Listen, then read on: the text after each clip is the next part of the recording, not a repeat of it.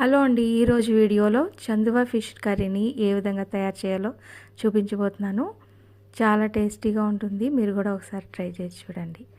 ఇప్పుడైతే ఒక పాన్ పెట్టుకొని దాంట్లో ఉల్లిపాయ ముద్దను రెడీ చేసుకున్న తర్వాత ముందుగా ఆవాలు 1 స్పూను, జీలకర్ర 1 స్పూను ఆయిల్లో వేసేసుకోవాలి. వేయించుకున్న తర్వాత ఉల్లిపాయ ముద్దను అందులో వేసేసుకోవాలి.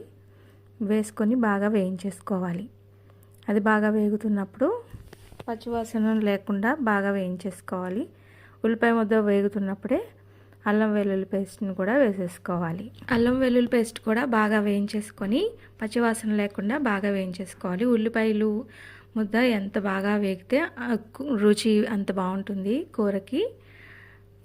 2 స్పూన్స్ వరకు కారం వేసుకున్నాను. 1 స్పూన్ వరకు సాల్ట్ని అయితే వేసుకొని బాగా వేయించేసుకోవాలి. ఇప్పుడు 2 లేదా 3 పచ్చిమిరపకాయలని ఇందులో వేసేసుకోవాలి, కట్ చేసిన పచ్చిమిరపకాయలని.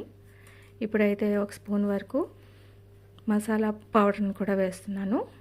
ఇవన్నీ కూడా బాగా వేగిపోయిన తర్వాత కొన్ని నీళ్ళు వేసుకోవాలి. వేసుకొని బాగా కలుపుకున్న తర్వాత ఇవి బాగా ఉడుకుతున్నప్పుడే దీంట్లో చందువా ఫిష్ ముక్కల్ని ఇందులో వేసేసుకోవాలి. చందువా ఫిష్లో కొంచెం కారం, ఉప్పు, పసుపు వేసి ముందుగా కలిపి పెట్టుకున్నాను.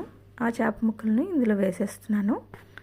ఒకసారి వేసిన తర్వాత బాగా కలుపుకున్న తర్వాత 10 to 15 మినిట్స్లో కూర అయితే రెడీ అయిపోతుందండి. మూత పెట్టుకొని బాగా ఉడికించుకున్నామంటే టేస్టీగా ఉండే చందువా ఫిష్ కర్రీ రెడీ అయిపోతుంది. వేడి వేడి అన్నంలో ఈ ఫిష్ కర్రీ వేసుకొని తిన్నామంటే చాలా బాగుంటుంది. మీరు కూడా ఒకసారి ట్రై చేసి చూడండి.